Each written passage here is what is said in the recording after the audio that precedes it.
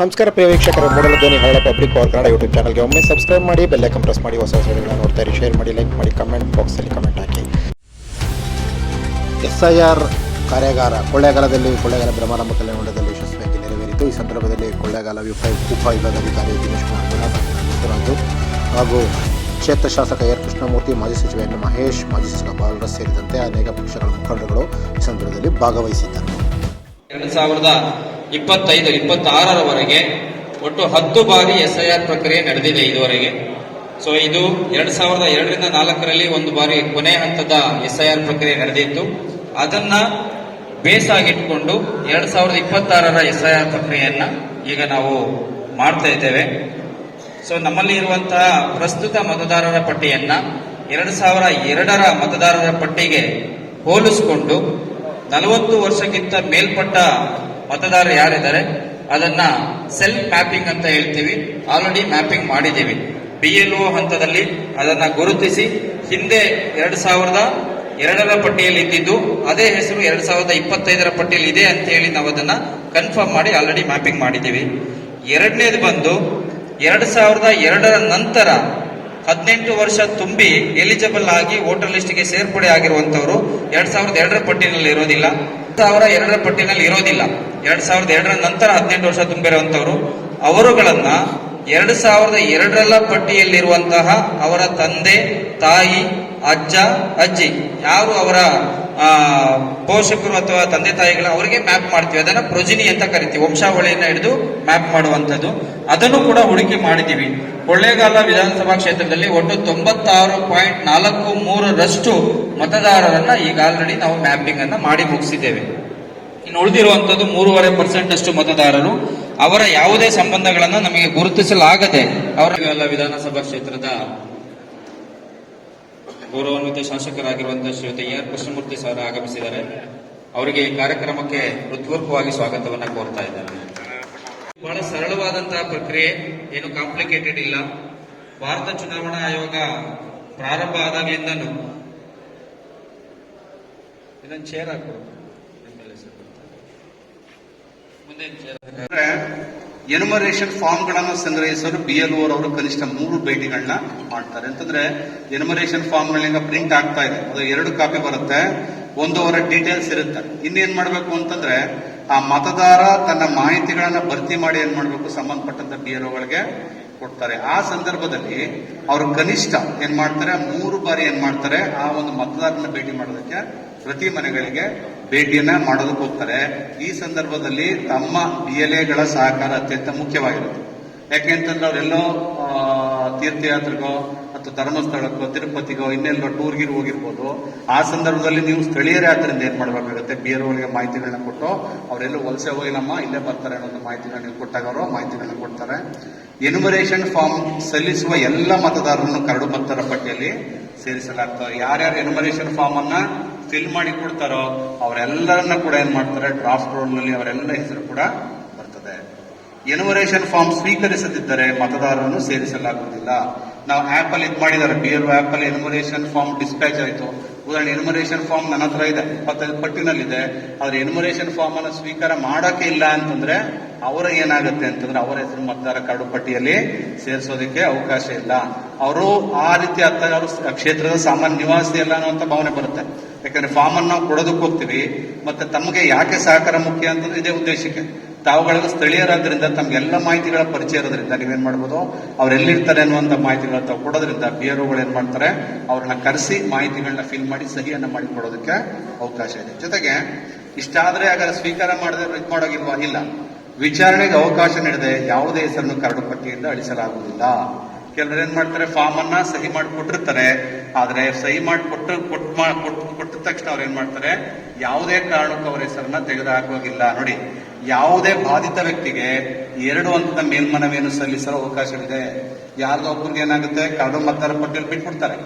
ಆ ವ್ಯಕ್ತಿ ಏನ್ ಮಾಡಬಹುದು ಅಂತಂದ್ರೆ ಸೂಕ್ತ ದಾಖಲೆಗಳೊಂದಿಗೆ ಏನ್ ಮಾಡಬಹುದು, ನಮ್ಮ ERO ಅವರನ್ನ ಆ ಕರಡು ಪಟ್ಟಿ ಬಿಟ್ಟು 15 ದಿನದೊಳಗೆ ಏನ್ ಮಾಡಬಹುದು, ಮೇಲ್ಮನವಿಯನ್ನ ಸಲ್ಲಿಸಬಹುದು. ಒಂದು ವೇಳೆ ಇಲ್ಲೂ ಕೂಡ ಅವರಿಗೆ ಆ ವ್ಯಕ್ತಿಗೆ ನನಗೆ ನ್ಯಾಯ ಸಿಗಲಿಲ್ಲ ಅನ್ನುವಂತ ಭಾವನೆ ಬಂದಾಗ ಅವ್ರೇನ್ ಮಾಡಬಹುದು, ಆ DO ಡಿಸ್ಟ್ರಿಕ್ಟ್ ಎಲೆಕ್ಟ್ರಲ್ ಆಫೀಸರ್ ಅಲ್ಲಿಗೆ ಮತ್ತೆ ಚುನಾವಣಾ ಆಯೋಗ ಕೂಡ ಏನ್ ಮಾಡ್ಬೋದು 30 ದಿನದೊಳಗಡೆ ಏನ್ ಮಾಡ್ಬೋದು ಮೇಲ್ಮನವಿಯನ್ನು ಸಲ್ಲಿಸೋದಕ್ಕೆ ಅವಕಾಶವನ್ನ ಮಾಡಿಕೊಟ್ಟಿದ್ದಾರೆ. SIR ಪ್ರಕ್ರಿಯೆ ಬಹುಶಃ ನಡೀತಾ ಇದೆ. ತರಬೇತಿ ಮುದ್ರಣ, ಮತಗಟ್ಟೆಗಳ ಪುನರ್ವಿಂಗಡಣೆ ನಡೀತಾ ಇದೆ. ಈಗ ನಾವು ಮಾಡ್ತಾ ಇರುವಂತದ್ದು ಯಾವುದು ಅಂದ್ರೆ ಗಣತಿ ಅಂತ, ಎನ್ಯುಮರೇಷನ್ ಅಂತ. ಪ್ರತಿ BLOಗಳು ಏನ್ ಮಾಡ್ತಾರೆ, ಮನೆ ಮನೆಗೆ ಬಂದು ಎನ್ಯುಮರೇಷನ್ ಫಾರ್ಮ್ ಅನ್ನ ಕೊಟ್ಟು ಅವರಿಂದ ಸಹಿ ಮಾಡಿಸಿ ತೆಗೆದುಕೊಂಡು ಆಪ್ ಅಲ್ಲಿ ಅಪ್ಡೇಟ್ ಮಾಡುವಂತ ಕೆಲಸವನ್ನ ಮಾಡ್ತಾರೆ. ಈಗ ಆಲ್ರೆಡಿ ಬಹುಶಃ ರಾಜಕೀಯ ಪಕ್ಷಗಳಿಂದ ಸಭೆಗಳನ್ನ ನಡೆಸ್ತಾ ಇದ್ದಾರೆ, ಅದೆಲ್ಲ ನಡೀತಾ ಇದೆ. BLOಗಳ ತರಬೇತಿಯನ್ನು ಆಯೋಜಿಸಿರ್ತಾರೆ. ನಾವು ಆಲ್ರೆಡಿ ಈಗ BLOಗಳಿಗೆ ಈ ಬಗ್ಗೆ ಸುಮಾರು 2 ರಿಂದ 3 ಬಾರಿ ತರಬೇತಿಗಳನ್ನ ಕೊಟ್ಟಿದ್ದಾರೆ. ತಾವು ಏನೆಲ್ಲ ಮಾಡಬೇಕು ಅನ್ನುವಂಥ ತರಬೇತಿಗಳನ್ನ ಈಗ ಆಲ್ರೆಡಿ BLOಗಳಿಗೆ ಕೊಟ್ಟಿರೋದ್ರಿಂದ ತಮಗೆ ಕೂಡ ಅವ್ರ ಮಾಹಿತಿಗಳನ್ನ ಹಂಚ್ಕೊತಾರೆ. ಮಾನ್ಯತೆ ಪಡೆದ ರಾಜಕೀಯ ಪಕ್ಷಗಳಿಂದ ನೇಮಕೊಂಡ BLOಗಳಿಗೆ ಓರಿಯಂಟೇಷನ್ ಬಹುಶಃ ನಡೀತಾ ಇದೆ. ಪ್ರತಿ ಮತದಾರರಿಗೆ ಭಾಗಶಃ ಭರ್ತಿ ಮಾಡಿದ ಗಣತಿ ನಮೂನೆಯ ನಕಲು ಪ್ರತಿಗಳಲ್ಲಿ ಅವರನ್ನು ಮುದ್ರಿಸಿ ತನಗೆ BLOಗಳ ಮುಖಾಂತರ ಕೊಡ್ತಾರೆ. ಸೊ ಮತಗಟ್ಟೆಗಳ ಪುನರ್ವಿಂಗಡಣೆ ಹೇಗ್ ಮಾಡಬೇಕು ಅಂತಂದಾಗ ಅದಕ್ಕೆ ಕೆಲವು ನಮ್ಮ ECI ಕೆಲವು ಮಾನದಂಡಗಳನ್ನ ಕೊಟ್ಟಿದೆ. ಮತದಾನ ಕೇಂದ್ರಗಳು 1200ಕ್ಕಿಂತ ಹೆಚ್ಚು ಮತದಾರರನ್ನು ಹೊಂದಿರಬಾರದು. ನಾನು ಆಗ್ಲೇ ಹೇಳಿದೆ. ಹೊಸ ಮತದಾನ ಕೇಂದ್ರಗಳನ್ನು ಹೈ-ರೈಸ್ RWA ಕಾನೂನುಗಳು ಮತ್ತು ಸ್ಲಮ್ ಕ್ಲಸ್ಟರ್ಗಳಲ್ಲಿ ಸ್ಥಾಪನೆಯನ್ನ ಮಾಡಬೇಕು. ಎಲ್ಲಿ ದೂರ ಇರ್ತದೋ ಮತ್ತೆ ಬಹುಮಹಡಿ ಕಟ್ಟಡಗಳಿರ್ತದೋ ಮತ್ತೆ ಎಲ್ಲಿ ಸ್ಲಮ್ಗಳಿರ್ತದೋ ಅಲ್ಲಿ ಏನ್ ಮಾಡಬೇಕು, ಅವರಿಗೆ ಆದ್ಯತೆಯನ್ನ ಕೊಡಿ ಅಂತೇಳಿ ಹೊಸ ಮತಗಟ್ಟೆಗಳನ್ನ ಪ್ರಾರಂಭ ಮಾಡೋದಕ್ಕೆ ಹೇಳ್ತಾ ಇದ್ದಾರೆ.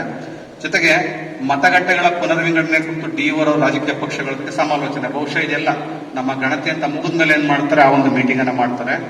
ಕುಟುಂಬಗಳನ್ನು ಒಂದೇ ಮತದಾನ ಕೇಂದ್ರದಲ್ಲಿ ಇರಿಸಿಕೊಳ್ಳಲು ವಿಶೇಷ ಕಾಳಜಿ. ಬಹುಶಃ ಇದು ಸಾಮಾನ್ಯವಾಗಿ ನಗರ ಪ್ರದೇಶಗಳಲ್ಲಿ ಕಂಡು ಬರ್ತಾ ಇತ್ತು. ಏನಾಗ್ತಾ ಇತ್ತು, ಅಪ್ಪ ಅಮ್ಮ ಕಡೆ ಹತ್ರ ಎಲ್ಲ ಬರ್ತಾ ಇತ್ತು. ಆದ್ರೆ ಈ ಒಂದು ಪರಿಷ್ಕರಣೆ ಸಂದರ್ಭದಲ್ಲಿ ಏನಾಗುತ್ತೆ ಅಂದ್ರೆ, ಒಂದು ಕುಟುಂಬ ಏನಾಗಬೇಕು, ಒಂದೇ ಮತದಾನ ಕೇಂದ್ರದಲ್ಲಿ ಆ ಕ್ರಮ ಸಂಖ್ಯೆ ಸಮೇತ ಇರೋ ರೀತಿ ಏನ್ ಮಾಡ್ತಾರೆ, ವ್ಯವಸ್ಥೆಯನ್ನ ಮಾಡ್ತಾರೆ. ಮತಗಟ್ಟೆಗಳ ವಿಳಾಸಗಳನ್ನು ಸರಿಪಡಿಸುವ ಬಗ್ಗೆ ವಿಶೇಷ ಗಮನ ಹರಿಸಲು ಯಾರುಗಳು ಸೂಚನೆಗಳನ್ನ. ಮತಗಟ್ಟೆಗಳ ವಿಳಾಸ ಬರ್ತದಲ್ಲ, ಕೆಲವು ಇರಲ್ಲ. ಈಗ ಏನ್ ಮಾಡ್ತಾರೆ, 8ನೇ ಕ್ರಾಸ್ ಬಹುಶಃ ಈಗ ಜಿಯೋ ಮ್ಯಾಪ್ ಬರುತ್ತೆ. ನಮ್ಮ BLO ಆಪ್ಗಳಲ್ಲಿ ಇದು ನೋಡಿದಾಗ ನಮ್ಮ ಜಿಯೋ ಮ್ಯಾಪ್ ಬರುತ್ತೆ. ಮತ್ತೆ ನಾವು ಚುನಾವಣಾ ಆಯೋಗದಿಂದ ನಮಗೆ ಕೊಡುವಂತ ಮತ ಚೀಟಿಗಳನ್ನ ಕೊಡ್ತಾ ಇದ್ವಿ. ಅಲ್ಲೂ ಕೂಡ QR ಕೋಡ್ ನ ಸ್ಕ್ಯಾನ್ ಮಾಡಿದ್ರೆ ಏನ್ ಮಾಡ್ತಾ ಇತ್ತು ಅಂತ ಸಿಟಿಗಳಲ್ಲಿ ಕೊಟ್ಟಿದ್ವಿ. ನಮ್ಗೆ ಏನಾಗ್ತಾ ಇತ್ತು ಅಂದ್ರೆ, ಆ ಮತಗಟ್ಟೆ ಕೇಂದ್ರ ಎಲ್ಲಿ ಅನ್ನುವಂತ ಜಿಯೋ ಮ್ಯಾಪ್ ಅಲ್ಲಿ ಕೂಡ ತೋರಿಸೋದಕ್ಕೆ ಅವಕಾಶ ಇತ್ತು. ಆಯೋಗದ ಅನುಮೋದನೆ ಅಂತರ ಹೊಸ ಮತದಾನ ಕೇಂದ್ರಗಳ ಅಧಿಸೂಚನೆ ಹೊರಡಿಸಲಾಗುತ್ತೆ. ಅಂದ್ರೆ ಈಗ ಈ ಎನ್ಯುಮರೇಷನ್ ಫಾರ್ಮ್ ಗಣತಿ ಅಂತ ಮುಗಿದ ಮೇಲೆ ಏನಾಗುತ್ತೆ, 1200ಕ್ಕೆ ತಕ್ಕಂತೆ ಮತದಾರ ನಿಗದಿಪಡಿಸಿ ಏನ್ ಮಾಡ್ತಾರೆ, ಹೊಸ ಮತದಾನ ಕೇಂದ್ರಗಳನ್ನ ಮಾಡೋದಕ್ಕೆ ನಮ್ಮ ERO ಮತ್ತು DOಗಳು ಏನ್ ಮಾಡ್ತಾರೆ, ಹೊಸ ಅಧಿಸೂಚನೆಯನ್ನ ಹೊರಡಿಸ್ತಾರೆ. ಅಂದ್ರೆ 2002 ಪಟ್ಟಿನಲ್ಲಿ ಆ ವ್ಯಕ್ತಿ ಇತ್ತು, 2026 ಇದೆ, 25ರಲ್ಲಿ ಇದೆ ಅಂತಂದ್ರೆ ಅವರು ಯಾವುದೇ ಕೂಡ ದಾಖಲೆಗಳನ್ನ ಕೊಡುವ ಹಾಗಿಲ್ಲ. ಯಾಕೆಂತಂದ್ರೆ 2002ರಲ್ಲಿ ಏನ್ ಮಾಡಿದಾರೆ, ಅವರು ತಮ್ಮ ಒಂದು ಪೌರತ್ವವನ್ನು ರುಜುವಾತು ಮಾಡೋಕೆ ದಾಖಲೆಗಳನ್ನ ಕೊಟ್ಟಿರೋದ್ರಿಂದ ನಾವೇನ್ ಮಾಡಲ್ಲ, ಮತ್ತೆ ಅವರ ಯಾವುದೇ ದಾಖಲೆಗಳನ್ನ ಕೇಳಲ್ಲ. ಕೊನೆ SIR ಎಲೆಕ್ಟ್ರೋಲ್ ರೋಲ್ಗೆ ಹೊಂದಿಕೆಯಾಗದವರ ವಿವರಗಳ ಅರ್ಹತೆಯನ್ನು ERO ಅವರು ಪರಿಶೀಲಿಸುತ್ತಾರೆ. 2002ರಲ್ಲೂ ಇಲ್ಲ. ಉದಾಹರಣೆಗೆ 2002 ನಮ್ಮ ತಂದೆ ಇತ್ತು ಅಂತಂದ್ರೆ ನಾವು ಪ್ರಜನೆ ಅಂತೇಳಿ ಮಾಡಿದ್ವಿ. 2026 ನನ್ನ ಹೆಸರನ್ನ ಏನ್ ಮಾಡ್ತಾರೆ, ಇವರ ಮಗ ಅಂತೇಳಿ ಈಸಿಯಾಗಿ ಸೇರಿಸ್ತಾರೆ. ಒಂದ್ ವೇಳೆ 2002 ನನ್ನ ತಂದೆ ಹೆಸರು ಇರಲಿಲ್ಲ, ನಾನು ಇಲ್ಲ ಅಂತಂದಾಗ ಏನ್ ಮಾಡ್ತಾರೆ, ನಾನು ಭಾರತೀಯ ಪೌರ ಅನ್ನೋದಕ್ಕೆ ಏನು ಒಂದು 11 ದಾಖಲೆಗಳಿದೆ ಅವನ ಸಬ್ಮಿಟ್ ಅನ್ನ ಮಾಡಿದ್ರೆ ನಮ್ಮ ERO ಅವರು ಅದನ್ನ ಏನ್ ಮಾಡ್ತಾರೆ, ಅರ್ಹತೆಯನ್ನ ಪರಿಶೀಲನೆ ಮಾಡಿ ಅವರಿಗೆ ನಮ್ಗೆ ಏನ್ ಮಾಡ್ತಾರೆ, SIR ನಲ್ಲಿ ಸೇರಿಸಬೇಕಾ ಇಲ್ವಾ ಅನ್ನುವಂತ ಮಾಹಿತಿಗಳನ್ನ ಅವ್ರು ಕೊಡ್ತಾರೆ. ಭಾಗಶಃ ಪೂರ್ವ ಭರ್ತಿ ಮಾಡಿದ ಗಣತಿ ನಮೂನೆಯನ್ನು ಎಲ್ಲ ಮತದಾರರಿಗೆ ನೀಡಲಾಗ್ತದೆ. ಅಂದ್ರೆ ಪ್ರೀ ಪ್ರಿಂಟೆಡ್ ಫಾರ್ಮ್ ಬರುತ್ತೆ. ಅಂದ್ರೆ ಎನ್ಯುಮರೇಷನ್ ಫಾರ್ಮ್ ಏನಾಗುತ್ತೆ ಅಂತಂದ್ರೆ, ನಿಮಗೆ ತೋರಿಸ್ತೇನೆ ಮಾದರಿ ಯಾವ ತರ ಬರುತ್ತೆ ಅಂತ ಹೇಳಿ. ಆ ಮಾಹಿತಿಯನ್ನು ಏನ್ ಮಾಡಬೇಕು ಅಂತಂದ್ರೆ, ಅಲ್ಲಿರುವಂತ ವಿವರಗಳನ್ನ ಏನ್ ಮಾಡಬೇಕು, ಸಹಿಯನ್ನ ಮಾಡಿ ಕೊಡಬೇಕು. ಸಹಿಯನ್ನ ಮಾಡಬೇಕು ಅಂದ್ರೆ ಅವರೇ ಮಾಡ್ಬೇಕಾ, ಇಲ್ಲ, ಅವರ ಮನೆಗೆ ಸಂಬಂಧಪಟ್ಟ ಹಾಗೆ ಯಾರಾದ್ರೂ ಒಬ್ರು ಏನಾಗ್ಬೇಕು ಅಂದ್ರೆ, ಬಟ್ ಆ ಮತದಾರ ಪಟ್ಟಿಯಲ್ಲಿ ಅವ್ರ ಹೆಸರು ಇರ್ಬೇಕು. ಉದಾಹರಣೆಗೆ ಸೊಸೆ ಇತ್ತು ಅಂತಂದ್ರೆ ಏನ್ ಮಾಡ್ಬೋದು, ಅವ್ರ ಮಗ, ಅವರ ಯಜಮಾನರು, ಅವರ ಅತ್ತೆ ಮಾವ ಎಲ್ಲ ಮಾಹಿತಿಗಳನ್ನ ಏನ್ ಮಾಡ್ಬೋದು, ಎನ್ಯುಮರೇಷನ್ ಫಾರ್ಮ್ ಅನ್ನ ಸಹಿ ಮಾಡಿ ಕೊಡೋದಕ್ಕೆ ಅವಕಾಶಗಳಿದೆ. ಉದ್ದೇಶವನ್ನು ಇಟ್ಕೊಂಡು ಈ ಒಂದು ಎಕ್ಸರ್ಸೈಸ್ ಅನ್ನು ಎಲ್ಲವನ್ನ ಮಾಡ್ತಾ ಇದ್ದೇವೆ ಜನಕ್ಕೆ. ಅಂತಿಮ ಮತದಾರರ ಪಟ್ಟಿ ಯಾವಾಗ ಪ್ರಕಟಣೆ ಆಗುತ್ತೆ ಅಂತಂದ್ರೆ 7/10/2026 ಅಕ್ಟೋಬರ್ 7ನೇ ತಾರೀಕು ಏನಾಗುತ್ತೆ, ಫೈನಲ್ ರೋಲ್ ಏನಾಗುತ್ತೆ, ಬಿಡುಗಡೆಯನ್ನ ಮಾಡ್ತಾರೆ. ಈಗ ನಾವು ಏನ್ ಮಾಡ್ತಾ ಇದೀವಿ ಅಂತಂದ್ರೆ, BLOಗಳ ಮನೆಗಳ ಭೇಟಿ ಇದೆಯಲ್ಲ, 36/2026ರಿಂದ 29/7/2026ರವರೆಗೆ ಅದರಲ್ಲಿ ತಮ್ಮ ಪಾತ್ರ ಏನು, ತಮ್ಮ ಸಹಕಾರ ಹೇಗಿರಬೇಕು ಅನ್ನುವಂಥದ್ದನ್ನು ಈಗ ನಾವು ಹೇಳ್ತಾ ಹೋಗ್ತೇವೆ. ವಿಶೇಷ ಸಮಗ್ರ ಪರಿಷ್ಕರಣೆ. ಜಿಲ್ಲೆಯಲ್ಲಿ SIR ನ ಪ್ರಕ್ರಿಯೆಯಲ್ಲಿ 983 ಬೂತ್ ಮಟ್ಟದ ಅಧಿಕಾರಿಗಳು ಪರಿಷ್ಕರಣಾ ಪ್ರಕ್ರಿಯೆಯಲ್ಲಿ ಭಾಗಿಯಾಗ್ತಾರೆ. ಅಂದ್ರೆ ಇಡೀ ನಮ್ಮ ಜಿಲ್ಲೆಯಲ್ಲಿ ಒಟ್ಟು 983 ಜನ ಇದ್ದಾರೆ. ವಿಶೇಷ ಸಮಗ್ರ ಪರಿಷ್ಕರಣೆ ಜಿಲ್ಲೆಯಲ್ಲಿ ಎಲ್ಲಾ ಮತದಾರರನ್ನ 1/6/2026 8,79,752 ಮತದಾರರು ಇಡೀ ನಮ್ಮ ಜಿಲ್ಲೆ ಒಳಗಡೆ ಇವತ್ತು ಇದ್ದಾರೆ. ಇದರಲ್ಲಿ ಮಾನ್ಯತೆ ಪಡೆದ ರಾಜಕೀಯ ಪಕ್ಷಗಳಿಂದ ನೇಮಕಗೊಂಡ ಎಲ್ಲ ಬೂತ್ ಮಟ್ಟದ ಏಜೆಂಟ್ಗಳು ದಿನಾಂಕ 11/11/2025, 5/6/2025 ಮತ್ತು 9/8/2023 ದಿನಾಂಕಗಳ ಆಯೋಗದ ಮಾರ್ಗಸೂಚಿಗಳಿಗೆ ಅನುಗುಣವಾಗಿ ಪರಿಷ್ಕರಣಾ ಪ್ರಕ್ರಿಯೆಯಲ್ಲಿ ಸಕ್ರಿಯ ಭಾಗವಹಿಸುವಿಕೆ ಮತ್ತು ಪಾರದರ್ಶಕತೆಯನ್ನು ಖಚಿತಪಡಿಸಿಕೊಳ್ಳಿ. ನೋಡಿ, ಸಕ್ರಿಯ ಭಾಗವಹಿಸುವಿಕೆ ಮತ್ತು ಪಾರದರ್ಶಕತೆ, ಟ್ರಾನ್ಸ್ಪರೆನ್ಸಿಯನ್ನ ಕಾಯ್ದುಕೋಬೇಕು ಅನ್ನುವಂಥ ಉದ್ದೇಶಗಳಿಂದ ಎಲ್ಲ ಮಾನ್ಯತೆ ಪಡೆದ ರಾಜಕೀಯ ಪಕ್ಷಗಳು ಪ್ರತಿ ಮತಗಟ್ಟೆಗೆ ಬೂತ್ ಮಟ್ಟದ ಏಜೆಂಟ್ಗಳನ್ನು ನೇಮಿಸಬೇಕು ಅಂತ ಹೇಳಿ ಕೋರಲಾಗಿದೆ. 1/6/2026 ತನಕ ನಮ್ಮ ಜಿಲ್ಲೆಯಲ್ಲಿ ಒಟ್ಟು 785 ಬೂತ್ ಮಟ್ಟದ ಏಜೆಂಟ್ಗಳನ್ನ ನೇಮಕ ಮಾಡಿ PLA 1 ಅವ್ರೇನ್ ಮಾಡಿದ್ದಾರೆ, ನಮ್ಗೆ 785 ಪಟ್ಟಿಯನ್ನ ಕೊಟ್ಟಿದ್ದಾರೆ. ಒಟ್ಟು 983 ಬೂತ್ ಅಂತಂದಾಗ 8, 3 ಅಥವಾ 4 ಅಂದಾಗ ಹೆಚ್ಚು ಕಡಿಮೆ ಸಾಕಷ್ಟು ಕೊಡಬೇಕಾಗಿತ್ತು. ಆದ್ರೆ ಇಲ್ಲಿ ತನಕ ನಮಗೆ 785 ಮಾತ್ರ PLA 2 ಬೂತ್ ಲೆವೆಲ್ ಏಜೆಂಟ್ ಪಟ್ಟಿಯನ್ನು ಕೊಟ್ಟಿದ್ದಾರೆ. ಸರ್ವೆ ಹೇಳಿದಾಗ ಇನ್ನೂ ಕೂಡ ಅವಕಾಶಗಳಿದೆ, ತಾವೇನ್ ಮಾಡಬಹುದು, ಆ ಮಾಹಿತಿಗಳನ್ನ ಕೊಡೋದಕ್ಕೆ ಅವಕಾಶ. ಪರಿಷ್ಕರಣಾ ಪ್ರಕ್ರಿಯೆ, ನಮೂನೆಗಳು ಮತ್ತು ವೇಳಾಪಟ್ಟಿಯ ಕುರಿತು ಹೆಚ್ಚಿನ ವಿವರಗಳನ್ನು ಜಿಲ್ಲಾ ಚುನಾವಣಾಧಿಕಾರಿಗಳು, ಕರ್ನಾಟಕ ಮುಖ್ಯ ಚುನಾವಣಾಧಿಕಾರಿ ಮತ್ತು ಭಾರತ ಚುನಾವಣಾ ಆಯೋಗದ ಅಧಿಕೃತ ವೆಬ್ಸೈಟ್ ನಲ್ಲಿ ಲಭ್ಯವಾಗುವಂತೆ ಮಾಡಲಾಗ್ತದೆ. ಅಂದ್ರೆ ನಾವು ಮ್ಯಾನ್ಯುವಲ್ ಆಗಿ ಮಾತ್ರ ಎಲ್ಲವನ್ನು ಇದು ಮಾಡಲ್ಲ, ಸಿಇಒ ವೆಬ್ಸೈಟ್ ನಲ್ಲಿ ಅವೆಲ್ಲ ಕೂಡ ದಾಖಲೆಗಳ ಲಭ್ಯ ಇರುತ್ತೆ ಎನ್ನುವಂತ ಮಾಹಿತಿಗಳನ್ನ ಚುನಾವಣಾ ಆಯೋಗ ಹೇಳ್ತಾರೆ. ಮತದಾರರ ಪಟ್ಟಿ ಪರಿಷ್ಕರಣೆ ಹೇಗಿರುತ್ತೆ ಅಂತಂದ್ರೆ, ಪ್ರತಿ ಚುನಾವಣೆಗೂ ಮೊದಲು ಪರಿಷ್ಕರಣೆಯನ್ನು ಮಾಡಬೇಕು ಅಂತೇಳಿ 21/2 ರೂಲ್ ಹೇಳುತ್ತೆ. ಇಸಿಐನ ಆದೇಶಗಳ ಪ್ರಕಾರ ವಾರ್ಷಿಕವಾಗಿ ಪರಿಷ್ಕರಿಸಲಾಗುತ್ತೆ. ನಾವು SSR ಅನ್ನು ಮಾಡ್ತಾ ಇದ್ದೀವಿ, ಸ್ಪೆಷಲ್ ಸಮ್ಮರ್ ರಿವಿಷನ್. ನಾವು 4 ಕಟ್ ಆಫ್ ಡೇಟ್ಗಳನ್ನ ಕೊಟ್ಟವಲ್ಲ, ಆಗ ಕರೆಕ್ಷನ್ಗಳನ್ನ ನಮೂನೆ 6, 7, 8 ತಗೊಂಡು SSR ನ ಮಾಡ್ತಾ ಇದ್ವಿ. ಈ SIR ನ ಈಗ ಮಾಡ್ತಾ ಇದ್ವಿ. ವಿಶೇಷ ಸಮಗ್ರ ಸಂಕ್ಷಿಪ್ತ ಪರಿಷ್ಕರಣೆ ಇಸಿಐ ಸೂಕ್ತವೆಂದು ಭಾವಿಸಿದ ನಿಟ್ಟಿನಲ್ಲಿ ಯಾಕೆ ಏನ್ ಮಾಡಬೇಕು ಅನ್ನೋಂಥ ರೂಲ್ಗಳ ಕಾನೂನುಗಳನ್ನು ಹೇಳ್ತಾ ಇದ್ದಾರೆ. ನೆಕ್ಸ್ಟ್, ಬಹುಶಃ ನಾವೆಲ್ಲ ಕೂಡ ಓದಿದ್ದೀವಿ, ನಾವೆಲ್ಲ ಏನೇನೋ ಭಾರತೀಯ ಮತದಾರ, ನಾವು ಹೇಗೆ ಪ್ರಜಾಪ್ರಭುತ್ವದ ಬ್ಯಾಕ್ ಬೋನ್ ಅಂತ ಕರಿತೀವಿ. ಆ ಮತದಾರ ಅರ್ಹತೆ ಇರಬೇಕಾದ್ರೆ ಏನಿರಬೇಕು ಅಂತಂದ್ರೆ, ಭಾರತದ ನಾಗರಿಕನಾಗಿರ್ಬೇಕು, ಅವನಿಗೆ 18 ವರ್ಷ ತುಂಬಿರಬೇಕು, ಕ್ಷೇತ್ರದ ಸಾಮಾನ್ಯ ನಿವಾಸಿಯಾಗಿರ್ಬೇಕು, ಯಾವುದೇ ಕಾನೂನು ಅಡಿಯಲ್ಲಿ ಅನರ್ಹ ಹೊಂದಿಲ್ಲ, ಅಂದ್ರೆ ಕಾನೂನು ಅಡಿಯಲ್ಲಿ ಅವನ ಪೌರತ್ವವನ್ನ ತೆಗೆದಾಕಿಲ್ಲ ಅನ್ನುವಂಥದ್ದು ಇದಿದ್ರೆ ಆ ವ್ಯಕ್ತಿಯನ್ನ ಮತದಾರ ಪಟ್ಟಿಗೆ ಸೇರಿಸೋದಕ್ಕೆ ಅರ್ಹತೆ ಇದೆ. ಭಾರತೀಯ ಪೌರನಾಗಿರ್ಬೇಕು, ಕನಿಷ್ಠ 18 ವರ್ಷ ಅಂತಂದ್ರೆ ನಾವು ಕಟ್ ಆಫ್ ಡೇಟ್ ಅನ್ನು ಹೇಳ್ತೀವಲ್ಲ, ಆ ಒಂದು ಕಟ್ ಆಫ್ ಡೇಟ್ 18 ವರ್ಷ ತುಂಬಿರಬೇಕು ಮತ್ತು ಆ ಕ್ಷೇತ್ರದಲ್ಲಿ ಅವರು ವಾಸ ಮಾಡ್ತಾರೆ. ಜೊತೆಗೆ ಯಾವುದೇ ಕಾನೂನು ಅಡಿಯಲ್ಲಿ ಅವರಿಗೆ ಅನರ್ಹಗೊಂಡಿಲ್ಲ ಅನ್ನುವಂತ ಮಾಹಿತಿ ಇತ್ತು ಅಂತಂದ್ರೆ ನಾವೇನ್ ಮಾಡಬಹುದು, ಆ ವ್ಯಕ್ತಿಯನ್ನು ಮತದಾರ ಪಟ್ಟಿಗೆ ಸೇರಿಸೋದಕ್ಕೆ ಅವಕಾಶ ಇದೆ. ಹಾಗಾದ್ರೆ SIR ಇದೇ ಮೊದಲು ಮಾಡ್ತಾ ಇರೋದ ಮತ್ತು ಆಗಿಲ್ವಾ ಅಂತಂದ್ರೆ, ದೇಶದಲ್ಲಿ ಸುಮಾರು 10 ಬಾರಿ SIR ನ ಮಾಡಲಾಗಿದೆ. ನೋಡಿ, 1950-51ರಲ್ಲಿ ಮೊದಲನೇ ಚುನಾವಣೆ ನಡೀತಲ್ಲ, ಅವಾಗ ಒಂದ್ಸರಿ ಮಾಡಿದ್ರು. 52-56ರಿಂದ ವಾರ್ಷಿಕವಾಗಿ 20% ರಾಜ್ಯಗಳಲ್ಲಿ SIR ನ ಕೈಗೊಳ್ಳಲಾಗಿದೆ. ಅಂದ್ರೆ ಪ್ರತಿ 5 ವರ್ಷಕ್ಕೊಂದ್ಸರಿ ಎಲ್ಲಾ ರಾಜ್ಯಗಳು ಸಿಗ್ತಾ ಇತ್ತು. 1957 ಮತ್ತು 60ನೇ ಇಸ್ವಿನಲ್ಲಿ ವಾರ್ಷಿಕವಾಗಿ 33% ಅಂತಂದ್ರೆ 3 ವರ್ಷಕ್ಕೊಂದ್ಸರಿ ಬರ್ತಾ ಇತ್ತು. 61ರಲ್ಲಿ ನಗರ ಪ್ರದೇಶಗಳಲ್ಲಿ ವಿಶೇಷ ಸಮಗ್ರ ಪರಿಷ್ಕರಣೆ, ಹಳ್ಳಿಗಳಲ್ಲಿ ಸಮಸ್ಯೆ ಇರೋದ್ರಲ್ಲಿ ನಗರ ಪ್ರದೇಶಗಳಲ್ಲಿ ಹೆಚ್ಚು ಒಂದು ವಲಸೆ ಇವೆಲ್ಲ ಕಂಡು ಬಂದ್ರಿಂದ ಅವುಗಳನ್ನ ಮಾಡಿದ್ರು. 1965-66ರಲ್ಲಿ 40% ರಾಜ್ಯಗಳಿಗೆ SIR 66ರಲ್ಲಿ 60% ಮಾಡಿದ್ರು. 1983 ಮತ್ತು 84ರಲ್ಲಿ ಭಾರತದ ಎಲ್ಲ ರಾಜ್ಯಗಳಲ್ಲಿ ಮಾಡಿದ್ರು. 87-89 ಮತ್ತೆ ಭಾರತದ ಎಲ್ಲ ರಾಜ್ಯಗಳಲ್ಲಿ.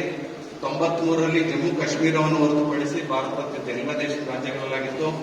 1995ರಲ್ಲಿ ರಾಜ್ಯಗಳು ಕೇಂದ್ರಾಡಳಿತ ಪ್ರದೇಶಗಳಿಗೆ ಒಳಗೊಂಡಿತ್ತು. 2002 ಮತ್ತೆ 4ರ ಅವಧಿಯಲ್ಲಿ 29 ರಾಜ್ಯಗಳು ಕೇಂದ್ರಾಡಳಿತ ಪ್ರದೇಶಗಳು ಒಳಗೊಂಡಿತ್ತು. ನಮ್ಮ ಕರ್ನಾಟಕದಲ್ಲಿ SIR ಈ ಹಿಂದೆ ಯಾವಾಗಾಗಿತ್ತು ಅಂತಂದ್ರೆ 2002ರಲ್ಲಿ ಆಗಿತ್ತು. 2002ರಲ್ಲಿ ಆಗಿತ್ತು ಅಂದ್ರೆ ಮತ್ತೆ ಏನ್ ಮಾಡ್ತಾ ಇದೀವಿ ನಾವು 2026ರಲ್ಲಿ ಏನ್ ಮಾಡ್ತಾ ಇದೀವಿ, SIR ಸ್ಪೆಷಲ್ ಇಂಟೆನ್ಸಿವ್ ರಿವಿಷನ್, ಮತದಾರರ ಸಮಗ್ರ ಪರಿಷ್ಕರಣೆ, ತೀವ್ರ ಪರಿಷ್ಕರಣೆಯನ್ನು ನಾವೇನ್ ಮಾಡ್ತಾ ಇದೀವಿ, ಮಾಡ್ತಾ ಇದ್ದೀವಿ. ಸೊ SIR ನ ಅವಶ್ಯಕತೆ ಹೇಗಿತ್ತು ಹಾಗೆ ಬಿಡಬಹುದಾಗಿತ್ತು ಅಂತ ಅಂದ್ಕೊಂಡಾಗ ಅದಕ್ಕೆ ಕೆಲವೊಂದು ಸ್ಪಷ್ಟನೆಯನ್ನು ನಮ್ಮ ಎಲೆಕ್ಷನ್ ಕಮಿಷನ್ ಕೊಡ್ತಾ ಇದ್ದಾರೆ. ಚುನಾವಣೆಗೆ ಮತದಾರರ ಪಟ್ಟಿಯ ಸಮಗ್ರತೆಯನ್ನು ಕಾಪಾಡಿಕೊಳ್ಳುವುದು ಮೂಲಭೂತವಾಗಿದೆ. ಅಂತಂದ್ರೆ ಆ ಒಂದು ನಿಗದಿತ ಅರ್ಹತೆಯನ್ನು ಪಡೆದಂತ ವ್ಯಕ್ತಿ ಯಾವುದೇ ಕಾರಣಕ್ಕೆ ಏನಾಗಬಹುದು, ಮತದಾನದಿಂದ ವಂಚಿತವಾಗಬಾರದು.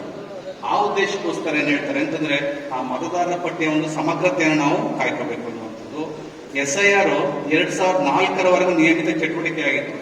ಅದ ನಂತರ ಅದು ಡಾಟಾ ಆಯ್ತು, ಏನ್ ಮಾಡ್ತು, ಆನ್ಲೈನ್ ನಲ್ಲಿ ಮತ್ತು ಕಂಪ್ಯೂಟರ್ ನಲ್ಲಿ ವ್ಯಾಪ್ತಿಗೆ ಬಂದಾಗ ಏನ್ ಮಾಡ್ತು, ಆ SIR ಏನಾಯ್ತು 20-22 ವರ್ಷಗಳನ್ನ ಮಾಡಕ್ಕಾಗಿಲ್ಲ. 20 ವರ್ಷಗಳ ನಂತರ ತೀವ್ರವಾದ ಪರಿಶೀಲನೆ ಸಮರ್ಪಿಸಲಾಗಿದೆ. 20 ವರ್ಷಗಳ ನಂತರ ಯಾಕೆ ಮಾಡಬೇಕು ಅಂತಂದಾಗ ಮತದಾರರ ಪಟ್ಟಿಗಳಲ್ಲಿ ಗಮನಾರ್ಹ ಬದಲಾವಣೆಗಳು ಆಗಿದೆ. ಎಷ್ಟೋ ಜನ ಏನ್ ಮಾಡಿದ್ದಾರೆ ಅಂತಂದ್ರೆ ಬೇರೆ ಕಡೆ ಶಿಫ್ಟ್ ಆಗಿದ್ರು ಕೂಡ ಏನ್ ಮಾಡಿಲ್ಲ, ಅವ್ರ ಹೆಸರುಗಳ ನೋಂದಣಿ ಮಾಡಿಸ್ಕೊಂಡಿಲ್ಲ. ಅವ್ರಿಗೆ ಏನ್ ಮಾಡೋದು, ಶಿಫ್ಟ್ ಮಾಡೋದಕ್ಕೆ ಅವಕಾಶ ಇದೆ. ಎಷ್ಟೋ ಹೆಣ್ಮಕ್ಳು ಬೇರೆ ಕಡೆ ಮದುವೆ ಆಗಿದ್ರು ಕೂಡ ತಮ್ಮ ಓಟನ್ನು ಇಲ್ಲೇ ಉಳಿಸ್ಕೊಂಡಿರ್ತಾರೆ, ಅವ್ರಿಗೆ ಶಿಫ್ಟ್ ಮಾಡೋದಕ್ಕೆ ಅವಕಾಶಗಳಿರ್ತದೆ. ಜೊತೆಗೆ ತ್ವರಿತ ನಗರೀಕರಣ ಮತ್ತು ಶಿಕ್ಷಣ ಮತ್ತು ಜೀವನೋಪಾಯಕ್ಕಾಗಿ ಆಗಾಗ್ಗೆ ವಲಸೆ. ಹೌದು, ನಮ್ಮಲ್ಲಿ ಅರ್ಬನೈಸೇಷನ್ ಆಗ್ತಾ ಏನ್ ಮಾಡ್ತೀವಿ, ಹೆಚ್ಚು ನಾವು ಬೆಂಗಳೂರು ಮೈಸೂರು ಆ ಕಡೆ ಹೋಗ್ತಾ ಏನಾಗ್ತಾ ಇದೆ ಅಂತಂದ್ರೆ ನಮ್ಮ ಓಟ್ಗಳನ್ನ ಇಲ್ಲೇ ಇಟ್ಕೊಂಡಿರ್ತೀವಿ. ನಾವೇನ್ ಮಾಡ್ತೀವಿ, ಅಲ್ಲಿ ಹೋಗ್ತೀವಿ, ಅವ್ರಿಗೆ ಹೆಚ್ಚು ಮಾಹಿತಿಗಳಿರೋದಿಲ್ಲ. ಆಗ ನಾವೇನ್ ಮಾಡ್ಬೋದು ಅಂತಂದ್ರೆ ಅವ್ರಿಗೆ ಎಲ್ಲಿ ಅನುಕೂಲ ಅಲ್ಲಿ ಅವರ ಮತವನ್ನು ಉಳಿಸುವಂತ ಒಂದು ಕೆಲಸವನ್ನು ಮಾಡ್ಬೋದು. ಹಾಗೇನೆ ಶಿಕ್ಷಣ ಮತ್ತು ಜೀವನೋಪಾಯಕ್ಕೆ ಅಂದ್ರೆ ಉದ್ಯೋಗವನ್ನು ನಡೆಸ್ಕೊಂಡು ಶಿಕ್ಷಣಕ್ಕೋಸ್ಕರ ಎಲ್ಲೋ ಬೇರೆ ಬೇರೆ ಕಡೆ ಶಿಫ್ಟ್ ಆಗ್ಬಿಟ್ಟಿರ್ತಾರೆ. ಅಂತವ್ರಿಗೆಲ್ಲ ನಾವೇನ್ ಮಾಡ್ಬೋದು, ಅವ್ರು ಎಲ್ಲಿ ಸಾಮಾನ್ಯ ನಿವಾಸಿಯಾಗಿರ್ತಾರೋ ಅಲ್ಲಿ ಮತದಾನ ಮಾಡೋದಕ್ಕೆ, ಆ ಒಂದು ಮತಪಟ್ಟಿಗೆ ಹೆಸರನ್ನು ಸೇರಿಸೋದಕ್ಕೆ ಈ SIR ನಲ್ಲಿ ಅವಕಾಶ ಇದೆ. ಜೊತೆಗೆ ರಾಜಕೀಯ ಪಕ್ಷಗಳು ಮತದಾರರ ಪಟ್ಟಿಯ ಗುಣಮಟ್ಟದ ಬಗ್ಗೆ ಆಕ್ಷೇಪಣೆ ಮಾಡ್ತಲೇ ಇರ್ತವೆ. ಸಾಮಾನ್ಯವಾಗಿ ಅದು ಎಲ್ಲ ಪಕ್ಷಗಳಿಂದಲೂ ಕೂಡ ಅದು ರಾಜಕೀಯ ಮತದಾರರ ಪಟ್ಟಿ ಚುನಾವಣೆ ಸಂದರ್ಭದಲ್ಲಿ ಆ ಒಂದು ಇದು ಕೇಳಿ ಬರ್ತಾ ಇತ್ತು, ಆ ಒಂದು ಉದ್ದೇಶ. ಜೊತೆಗೆ ಮರಣ ಹೊಂದಿದ ಡೂಪ್ಲಿಕೇಟ್ ಅನರ್ಹ ಮತದಾರರನ್ನ ತೆಗೆದುಹಾಕುವುದು. ಸಾಮಾನ್ಯವಾಗಿ ಡೆತ್ ಸರ್ಟಿಫಿಕೇಟ್ಗಳನ್ನ ಮಾಡಿಸಿರಲ್ಲ, ಮತ್ತೆ ನಮ್ಮ ಫಾರ್ಮ್ 7 ಇದು ಮಾಡಿರಲ್ಲ, ಅದಕ್ಕೋಸ್ಕರ ಏನ್ ಮಾಡ್ತಾರೆ BLO ಕೂಡ ತೆಗೆದಿರಲ್ಲ. ಆ ಡೆತ್ ಆಗಿರೋರು ಎಷ್ಟೋ ಕೂಡ ಇರ್ತದೆ. ಈಗ ನಾವೇನ್ ಮಾಡ್ತೀವಿ ಅಂತಂದ್ರೆ ಆ ಎಲ್ಲ ಮತದಾರರು ಏನಾಗುತ್ತೆ, ಅವರು EF ಫಾರ್ಮ್, ಎನ್ಯುಮರೇಷನ್ ಫಾರ್ಮ್, ಆ ಗಣತಿ ನಮೂನೆಯನ್ನ ಸಹಿ ಮಾಡದೆ ಕೊಡದೆ ಪಕ್ಷದಲ್ಲಿ ಏನಾಗುತ್ತೆ, ಅದು ಆಟೋಮೆಟಿಕಲ್ ಏನಾಗುತ್ತೆ, ಡಿಲೀಟ್ ಆಗುತ್ತೆ. ಡೆತ್ ಆದವ್ರದ್ದು ಸಹಿ ಮಾಡಕ್ಕೆ ಯಾರು ಕೂಡ ಇರಲ್ಲ, ಅವ್ರದ್ದೇನಾಗುತ್ತೆ, ಡಿಲೀಟ್ ಆಗುತ್ತೆ. ಜೊತೆಗೆ ಇವೆಲ್ಲ ಕಾರಣಗಳು SIR ಅವಶ್ಯಕತೆ ಇದೆ ಅನ್ನುವಂಥದ್ದನ್ನ ECI ಸಮರ್ಥನೆಯನ್ನ ಕೊಡ್ತಾ ಇದೆ. ಆದರೆ SIR ನ ಪ್ರಮುಖ ಲಕ್ಷಣಗಳೇನು ಅಂತಂದ್ರೆ ಆಗ್ಲೇ ಹೇಳ್ದೆ, ಯಾವುದೇ ಅರ್ಹ ನಾಗರಿಕರನ್ನ ಬಿಟ್ಟು ಬಿಡಲಾಗಿಲ್ಲ, ಆದರೆ ಯಾವುದೇ ಅನರ್ಹ ವ್ಯಕ್ತಿಯನ್ನ ಸೇರಿಸಲಾಗಿಲ್ಲ. ಆಗ್ಲೇ ಒಂದು 4 ಕಾರಣಗಳನ್ನ ಹೇಳ್ತಾ ಹೋದ್ರು, ಯಾರು ಅರ್ಹತೆ ಇರುವಂತವ್ರು ಅಂತ. ಅಂತವ್ರು ಪಟ್ಟಿನಲ್ಲಿರ್ಬೇಕು. ಅನರ್ಹ ವ್ಯಕ್ತಿ ಅಂತಂದಾಗ ಯಾವ ಆ ಕಾರಣಗಳನ್ನ ಪೂರೈಸಿಲ್ಲ, ಯಾರು ಆ ಅರ್ಹತೆಗಳನ್ನ ಪೂರೈಸಿಲ್ಲ, ಅವ್ರೇನಾಗ್ತಾರೆ ಮಾಡ್ಬೇಕಾಗುತ್ತೆ. ಸೊ ವಿಶೇಷ ಸಮಗ್ರ ಪರಿಷ್ಕರಣೆ ಸರ್ ಹೇಳಿದಾಗೆ ಭಾರತ ಚುನಾವಣಾ ಆಯೋಗದ ಪತ್ರಿಕಾ ಟಿಪ್ಪಣಿ ಸಂಖ್ಯೆ ಅಂತೇಳಿ ದೇಶಾದ್ಯಂತ 16 ರಾಜ್ಯಗಳು ಮತ್ತು 3 ಕೇಂದ್ರಾಡಳಿತ ಪ್ರದೇಶಗಳಲ್ಲಿ ಹಂತ ಹಂತವಾಗಿ ಮತದಾರರ ಪಟ್ಟಿ ವಿಶೇಷ ಸಮಗ್ರ ಪರಿಷ್ಕರಣೆ ನಡೆಸುವಂತೆ ನಿರ್ದೇಶನವನ್ನು ಮಾಡಿದೆ. ನಮ್ಮ ಕರ್ನಾಟಕವನ್ನ 3ನೇ ಹಂತದಲ್ಲಿ ತೆಗೆದುಕೊಂಡು ನಾವು ಈಗ SIR ನ ಪ್ರಾರಂಭ ಮಾಡಬೇಕಾಗಿದೆ. ಈಗ ಆಲ್ರೆಡಿ ಸಾಕಷ್ಟು ಚಟುವಟಿಕೆಗಳು ನಡೀತಾ ಇದ್ರು ಕೂಡ ಈ ಬರ್ತಕ್ಕಂಥ ಜೂನ್ 30ನೇ ತಾರೀಕಿನಿಂದ 1 ತಿಂಗಳು ನಡೆಯುವಂತಹ ಚಟುವಟಿಕೆಗಳು ಅತ್ಯಂತ ಮಹತ್ವದ್ದಾದ್ರಿಂದ ನಾವು ತಮ್ಮೆಲ್ಲರೂ ಕೂಡ ಈ ಬಗ್ಗೆ ಎಜುಕೇಟ್ ಅನ್ನ ಮಾಡಬೇಕು ಅನ್ನೋ ದೃಷ್ಟಿಯಿಂದ ಈ ಒಂದು ಕಾರ್ಯಾಗಾರವನ್ನು ತಂದುಕೊಂಡಿದ್ದೀವಿ. ಸ್ನೇಹಿತರೆ ನೋಡಿ, ದಿನಾಂಕ 1/10/2026 ಅರ್ಹತಾ ದಿನಾಂಕವೆಂದು ಪರಿಗಣಿಸಿ ಕರ್ನಾಟಕದಲ್ಲಿ ವಿಶೇಷ ಸಮಗ್ರ ಪರಿಷ್ಕರಣೆಯನ್ನ ಕೈಗೊಳ್ಳಲಾಗುತ್ತದೆ. ಬಹುಶಃ ನಮ್ಮಲ್ಲಿ 4 ಅರ್ಹತಾ ದಿನಾಂಕಗಳನ್ನ ಮಾಡ್ತೀವಿ. ಒಂದು ಜನವರಿ, ಏಪ್ರಿಲ್, ಜುಲೈ ಮತ್ತೆ ಅಕ್ಟೋಬರ್. ಈಗ ನಾವು ಕಟ್ ಆಫ್ ಡೇಟ್ ಅನ್ನ ಯಾವ್ದನ್ನ ತಗೊಂಡಿದ್ದೀವಿ ಅಂತಂದ್ರೆ ಅಕ್ಟೋಬರ್ 1ನೇ ತಾರೀಕು 2026 ಯಾರು 18 ವರ್ಷ ತುಂಬಿದ್ರೆ ಅಡ್ವಾನ್ಸ್ ಆಗಿ ಅವರ ಪಟ್ಟಿಯನ್ನು ಕೂಡ ಏನ್ ಮಾಡೋದು, ಫಾರ್ಮ್ 6 ಅನ್ನ ಕೊಟ್ಟು ಸೇರಿಸೋದಕ್ಕೆ ಅವಕಾಶಗಳಿದೆ. ಜನತಾ ಪ್ರಾತಿನಿಧ್ಯ ಕಾಯ್ದೆ 1900 ಅದನ್ನ ನಾನು ಹೇಳಿದೆ. ಜನವರಿ 1, ಏಪ್ರಿಲ್ 1, ಜುಲೈ ಮತ್ತೆ ಅಕ್ಟೋಬರ್ 1ನೇ ತಾರೀಕನ್ನು ನಾವು ಅರ್ಹತಾ ದಿನಾಂಕ ಅಂತೇಳಿ. ಈಗ ಅವನು ಉದಾಹರಣೆಗೆ ಸೆಪ್ಟೆಂಬರ್ ಇತ್ತು ಅಂತಂದ್ರೆ ಅಕ್ಟೋಬರ್ ಅಡ್ವಾನ್ಸ್ ಅನ್ನು ಕೊಡಬಹುದು. ಆದ್ರೆ ಪಟ್ಟಿನಲ್ಲಿ ಯಾವಾಗ ಅವರ ಹೆಸರು ಸೇರುತ್ತೆ ಅಂತಂದ್ರೆ ಅವ್ರು 18 ವರ್ಷ ತುಂಬಿದ ಮೇಲೆ ಅವ್ರಿಗೆ ಏನಾಗುತ್ತೆ, ಮತದಾರ ಪಟ್ಟಿ ಒಳಗಡೆ ಅವರು ಹೆಸರು ಬರ್ತಾರೆ. ಈಗ ಈ ವಿಶೇಷ ಸಮಗ್ರ ಪರಿಷ್ಕರಣೆ ವೇಳಾಪಟ್ಟಿ ಹೇಗಿದೆ ಅಂತಂದ್ರೆ ಬಹುಶಃ ನಾವು ಯಾಕೆ ಈಗ ಅತಿ ಜರೂರಾಗಿ ಮಾಡ್ತಾ ಇದೀವಿ ಅಂದ್ರೆ ಈ ಉದ್ದೇಶಕ್ಕೋಸ್ಕರ ತಯಾರಿ, ತರಬೇತಿ ಮತ್ತೆ ಮುದ್ರಣ ಅವೆಲ್ಲ ಕೂಡ ನಡೀತಾ ಇದೆ. 20ರಿಂದ 29 ತನಕ ನಡೀತಾ ಇದೆ. BLO ಗಳಿಂದ ಮನೆಗಳಿಗೆ ಭೇಟಿ, ಇದು ಈ ಒಂದು SIR ನಲ್ಲಿ ಅತಿ ಮುಖ್ಯವಾದಂತಹ ಕೆಲಸ. ಅದು 30/6/2026ರಿಂದ 29/7/2026 ನಡೀತದೆ. ಆ BLO ರವರಿಗೆ ತಮ್ಮ ಒಂದು ಸಂಪೂರ್ಣ ಸಹಕಾರ ಮತ್ತು ಸಹಾಯ ಇದ್ದಾಗ ನಮ್ಮ ಒಂದು ಇಡೀ ಎಲೆಕ್ಷನ್ ಪರ್ಪಸ್, ಎಲೆಕ್ಷನ್ ಮಿಷನರಿಗೆ ಕೆಲಸ ಅತ್ಯಂತ ಸುಲಭವಾಗುತ್ತೆ ಅನ್ನುವಂಥ ದೃಷ್ಟಿಯಲ್ಲಿ. ಜೊತೆಗೆ ಮತದಾನ ಕೇಂದ್ರಗಳ ರೇಷನಲೈಸೇಷನ್ ಗೊಳಿಸುವಿಕೆ ಅಂತೇಳಿ ಈಗ ಚುನಾವಣಾ ಆಯೋಗದ ನಿರ್ದೇಶನದ ಮೇರೆಗೆ ಯಾವುದೇ ಒಂದು ಮತಗಟ್ಟಿನಲ್ಲಿ 1200ಕ್ಕಿಂತ ಹೆಚ್ಚು ಮತದಾರರು ಇರಬಾರ್ದು ಅನ್ನುವಂಥ ನಿರ್ದೇಶನ ಇದೆ.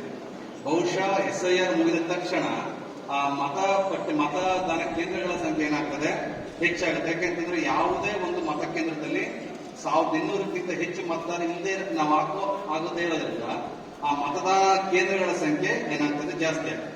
ಇದಾದ ನಂತರ ಆ ಪಟ್ಟಿಯಲ್ಲಿರುವಂತವರನ್ನ ಕರಡು ಮತದಾರ ಪಟ್ಟಿನ ಪ್ರಕಟಣೆ ಮಾಡ್ತಾರೆ, ಡ್ರಾಫ್ಟ್ ರೋಲ್ ಅನ್ನು ಬಿಡುಗಡೆ ಮಾಡ್ತಾರೆ. ಡ್ರಾಫ್ಟ್ ರೋಲ್ ಅಂತಂದ್ರೆ ಅದನ್ನ ಕರಡು ಪಟ್ಟಿ ಅಥವಾ ತಾತ್ಕಾಲಿಕ ಪಟ್ಟಿ ಅಂತ ಹೇಳಿ ಕರಿಬೇಕು. ಯಾರ್ಯಾರು BLO ಎನ್ಯುಮರೇಷನ್ ಫಾರ್ಮ್ಗಳನ್ನ ಕೊಡ್ತಾರೋ ಅವೆಲ್ಲ ಪಟ್ಟಿಗಳನ್ನ ಏನ್ ಮಾಡ್ತಾರೆ ನಮ್ಮ ವೆಬ್ಸೈಟ್ ನಲ್ಲಿ ಮತ್ತೆ ಪ್ರಮುಖ ಕೇಂದ್ರಗಳಲ್ಲಿ ಬಿಡುಗಡೆನ ಮಾಡ್ತಾರೆ. ಹಕ್ಕುಗಳು ಮತ್ತು ಆಕ್ಷೇಪಣೆಗಳನ್ನು ಭರ್ತಿ ಮಾಡುವ ಅವಧಿ 5/8/2026ರಿಂದ 4/9/2026 ಒಂದು ತಿಂಗಳ ಅವಧಿಯನ್ನು ಕೊಟ್ಟಿದ್ದಾರೆ. ಯಾತಕ್ಕೆ ಹಕ್ಕು ಮತ್ತು ಆಕ್ಷೇಪಣೆಗಳನ್ನ ಕೊಡುವಂತ ಸಂದರ್ಭ, ಉದಾಹರಣೆಗೆ ಯಾರೋ ಎನ್ಯುಮರೇಷನ್ ಫಾರ್ಮ್ ಅನ್ನ ನಾವು ಕೊಡುವಂತ ಸಂದರ್ಭದಲ್ಲಿ ಆ ವ್ಯಕ್ತಿ ಇದ್ದೇ ಇರ್ಬೋದು ಅಥವಾ ನಮಗೆ ಮಾಹಿತಿ ಸಿಗದೆ ಇರ್ಬೋದು. ಆ ಪಕ್ಷದಲ್ಲಿ ಆ ಅವಧಿಯಲ್ಲಿ ಏನ್ ಮಾಡಬೇಕಾಗುತ್ತೆ, ಆ ವ್ಯಕ್ತಿ ನಮ್ಮ ERO ಮತ್ತು ARO ಗೆ ಸಂಬಂಧಪಟ್ಟಂತ ದಾಖಲೆಗಳನ್ನ ಸಲ್ಲಿಸಿದಾಗ ಅವ್ರನ್ನ ಮತ್ತೆ ಏನ್ ಮಾಡಬಹುದು, ಪಟ್ಟಿಗೆ ಸೇರಿಸೋದಕ್ಕೆ ಅವಕಾಶಗಳಿದೆ. ಹಕ್ಕುಗಳು ಮತ್ತು ಆಕ್ಷೇಪಣೆಗಳ ಹಂತ, ವಿಲೇವಾರಿ ಮತ್ತು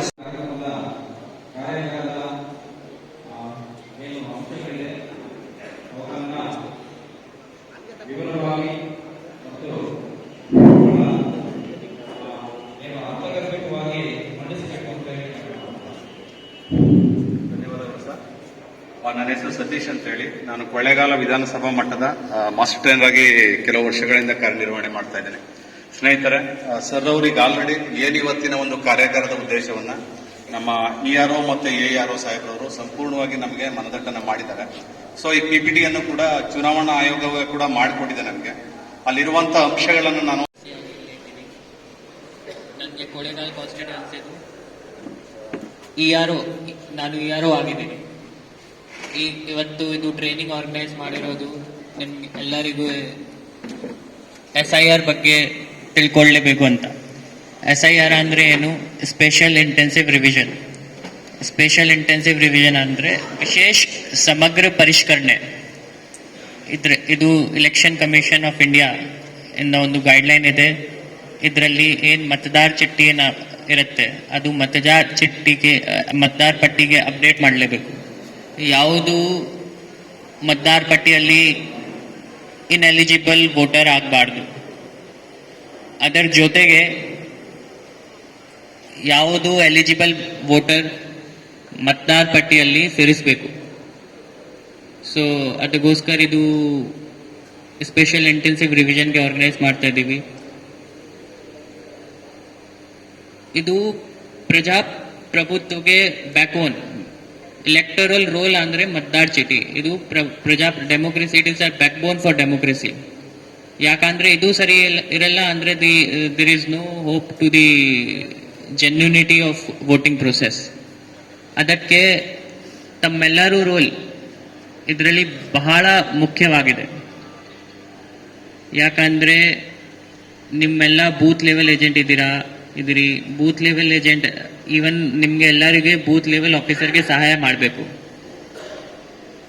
ಇದು ಪ್ರೋಸೆಸ್ ಆದ ನಂತರ ಪ್ರತಿ ಬೂತ್ ಲೆವೆಲ್ ಆಫೀಸರ್ BLO ಮನೆಗೆ ಹೋಗ್ತಾರೆ. ಅಲ್ಲಿ ಹೋಗಿ ಎನ್ಯುಮರೇಷನ್ ಫಾರ್ಮ್ ಕೊಡ್ತಾರೆ.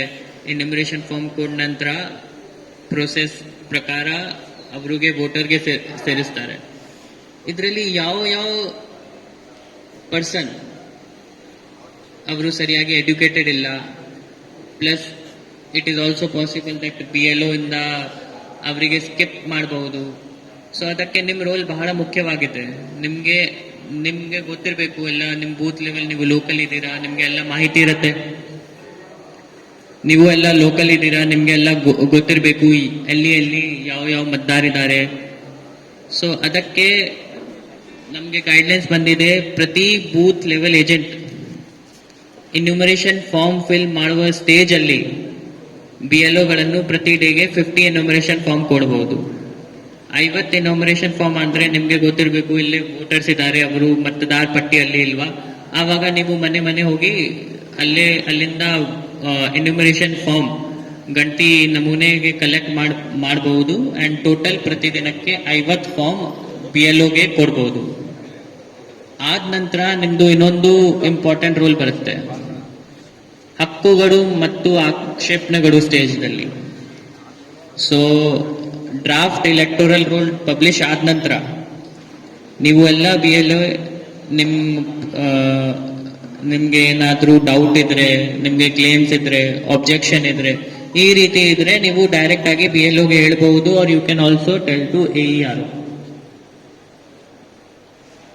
ಸೊ ಇದು ನಿಮ್ಗೆ ಎಷ್ಟೊಂದು ಇಂಪಾರ್ಟೆಂಟ್ ಆಗಿ ಪವರ್ ಪ್ಲಸ್ ಜವಾಬ್ದಾರಿ ಕೊಟ್ಟಿದ್ದಾರೆ. ಇದನ್ನು ನಿಮ್ಗೆ ಬಹಳ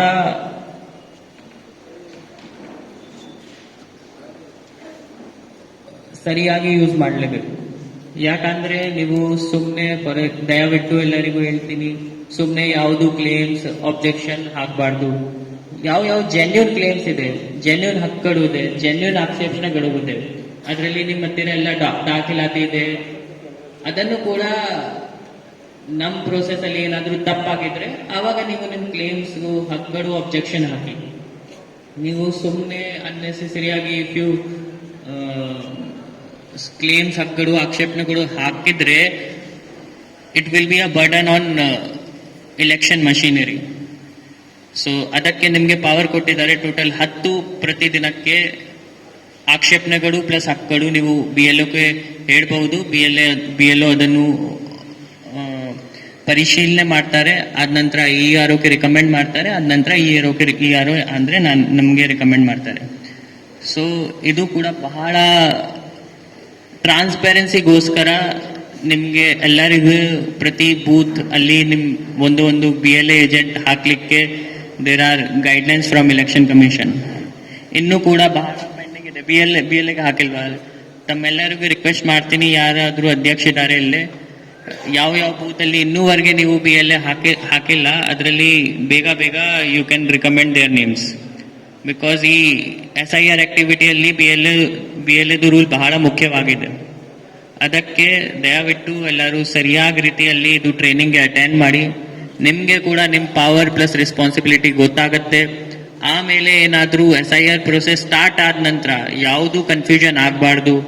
ನಿಮಗೆ ಏನೇನಿದೆ ನೀವು ಡೈರೆಕ್ಟ್ ಆಗಿ BLO ಜೊತೆಗೆ ಕಾಂಟ್ಯಾಕ್ಟ್ ಅಲ್ಲಿ ಇರಬೇಕು, ಅವ್ರ ಜೊತೆಗೆ ಚೆನ್ನಾಗಿ ಇರಬೇಕು. ಸೊ ನಿಮಗೆ ಕೂಡ ಅನುಕೂಲ ಆಗತ್ತೆ, ನಮಗೆ ಕೂಡ ಅನುಕೂಲ ಆಗತ್ತೆ. ಪ್ಲಸ್ ಇದು ಪ್ರೊಸೆಸ್ ಸರಿಯಾಗಿ ವಿಲ್ ಏಬಲ್ ಟು ಆರ್ಗನೈಸ್. ಎಲ್ಲರಿಗೂ ಧನ್ಯವಾದ. ಇದರಲ್ಲಿ ಚುನಾವಣಾ ಆಯೋಗದ ನಿರ್ದೇಶನ ಏನಿದೆ ಎಂಬುದನ್ನ ನಮ್ಮ ಮಾಸ್ಟರ್ ಟ್ರೈನರ್ ಅವರು PPTಯನ್ನು ಬಳಸಿ ವಿವರವಾಗಿ ನಿಮಗೆ ತಿಳಿಸ್ತಾರೆ. ತಾವುಗಳು ಯಾವುದೇ ಗೊಂದಲವನ್ನ ಮಾಡ್ಕೋಬಾರ್ದು. ಯಾವುದೇ ವಿಚಾರಗಳಿದ್ರೂ ನಿಮಗೆ ಅನುಮಾನಗಳು, ಇದು ವಾದ ವಿವಾದ ಅಥವಾ ಡಿಬೇಟ್ ಮಾಡುವಂತ ಸ್ಥಳ ಅಲ್ಲ. ದಯಮಾಡಿ ನಿಮಗೆ ಏನೇ ಡೌಟ್ ಬಂದ್ರೂ ನಿಮ್ಮ ಏನು ಸಂಶಯಗಳನ್ನ ಪರಿಹರಿಸಲಿಕ್ಕೆ ನಾವು ಇಲ್ಲೇ ಇರ್ತೇವೆ, ಆಯ್ತಾ. ಪ್ರತಿಯೊಂದನ್ನು ಬಹಳ ವಿವರವಾಗಿ ಚುನಾವಣಾ ಆಯೋಗ ಲಿಖಿತವಾಗಿ ನಿರ್ದೇಶನಗಳನ್ನ ನೀಡಿದೆ. ಈ ಪ್ರಕ್ರಿಯೆ ಹೇಗಾಗುತ್ತೆ, ನಿಮ್ಮ ಮನಸ್ಸಿನಲ್ಲಿ ಯಾವುದೇ ಅನುಮಾನಗಳಿದ್ರು ಏಕಾಏಕಿ ಡಿಲೀಟ್ ಮಾಡಿಬಿಡ್ತಾರೆ, ಏಕಾಏಕಿ ತೆಗೆದುಹಾಕ್ಬಿಡ್ತಾರೆ, ಅವೆಲ್ಲವನ್ನು ತೆಗೆದುಬಿಡಿ. ಯಾವುದೂ ಇಲ್ಲ, ಯಾವುದೇ ಒಂದು ಅಥವಾ ಪಕ್ಷಪಾತವಾಗಿ ಮಾಡ್ತಾರೆ ಇಲ್ಲ, ಎಲ್ಲಾ ಪಕ್ಷದ ಏಜೆಂಟ್ ಅನ್ನು ಮಾಡ್ಕೊಳ್ಳಿಕ್ಕೆ ಅವಕಾಶ ಇದೆ. ಹಾಗಾಗಿ ಎಲ್ಲರನ್ನೂ ಇನ್ವೈಟ್ ಮಾಡಿದೀವಿ. ಎಲ್ಲರೂ ಕೂಡ ನಿಮ್ಮ ಚುನಾವಣಾ ರಾಜಕೀಯ ಪಕ್ಷದ ಬೂತ್ ಲೆವೆಲ್ ಏಜೆಂಟ್ ಅನ್ನ ಈಗ ಆಲ್ರೆಡಿ ನೇಮಕ ಮಾಡಿ ಕೊಟ್ಟಿದ್ದೀರಿ. ಇನ್ನೂ ಕೊಡದಿದ್ದರೂ ಕೂಡ ಇವಾಗಲೂ ಕೊಡಬಹುದು. ಸೊ ತಾವುಗಳು ನಿಮ್ಮ ಜವಾಬ್ದಾರಿಯನ್ನು ತಿಳಿದುಕೊಂಡು ನಮ್ಮ ಜೊತೆ ಸಹಕರಿಸಿದ್ದೇ ಆದಲ್ಲಿ ಒಂದು ಸಮಗ್ರವಾದಂತಹ ಗುಣಮಟ್ಟದ ಒಂದು ಮತದಾರರ ಪಟ್ಟಿಯನ್ನ ತಯಾರು ಮಾಡಲಿಕ್ಕೆ ನಮ್ಮೆಲ್ಲರಿಗೂ ಕೂಡ ಒಂದು ಅವಕಾಶ ಆಗುತ್ತೆ.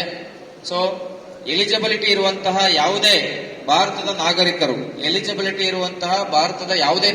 ಮತದಾರರ ಪಟ್ಟಿಯಿಂದ ಬಿಟ್ಟು ಹೋಗಬಾರ್ದು. ಅನರ್ಹವಾಗಿರುವಂತಹ ಅಥವಾ ಡೂಪ್ಲಿಕೇಟ್ ಆಗಿರುವಂತಹ ಅಥವಾ ಟ್ರೇಸ್ ಔಟ್ ಆಗದೇ ಇರುವಂತಹ ಯಾವುದೇ ಮತದಾರರು ಕೂಡ ಇದರಲ್ಲಿ ಮತದಾರರ ಪಟ್ಟಿಯಲ್ಲಿ ಕಂಟಿನ್ಯೂ ಆಗಲಿಕ್ಕೆ ಅವಕಾಶ ಇರೋದಿಲ್ಲ. ಅವೆಲ್ಲವನ್ನು ಕೂಡ ನಿಮಗೆ ವಿವರವಾಗಿ ಹೇಳ್ತಾರೆ. ಸೊ ಈ ಒಂದು ಕಾರ್ಯಕ್ರಮವನ್ನ ಮಾಸ್ಟರ್ ಟ್ರೈನರ್ ಅವರು ಶುರು ಮಾಡೋದಕ್ಕಿಂತ ಬಿಫೋರು ಈ ಕಾರ್ಯಕ್ರಮವನ್ನು ಉದ್ದೇಶಿಸಿ ಮಾನ್ಯ ಉಪವಿಭಾಗಾಧಿಕಾರಿಗಳು ನಿಮ್ಮನ್ನೆಲ್ಲ ಉದ್ದೇಶಿಸಿ ಒಂದೆರಡು ಮಾತಾಡಬೇಕು ಅಂತ ಅವರಲ್ಲಿ ಮನವಿ ಮಾಡಿಕೊಡ್ತೇನೆ. ಪರಾಜಿತ ಅಭ್ಯರ್ಥಿಗಳಾಗಿರ್ಬೋದು, ಮಾಜಿ ಕೌನ್ಸಿಲರ್ಗಳಾಗಿರ್ಬೋದು, ಹಾಗೆ ವಿವಿಧ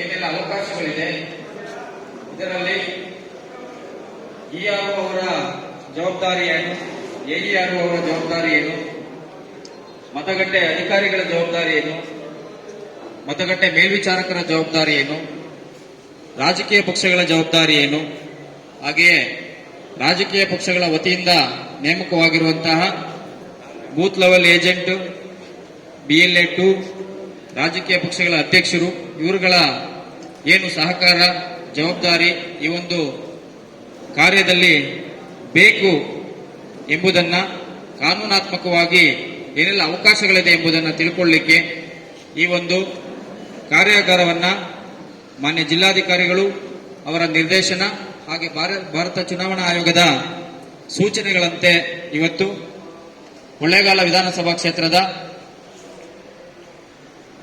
ಬೂತ್ ಲೆವೆಲ್ ಏಜೆಂಟ್ ರವರ ಕಾರ್ಯಾಗಾರವನ್ನ ಇಲ್ಲಿ ಆಯೋಜಿಸಿದ್ದೀವಿ.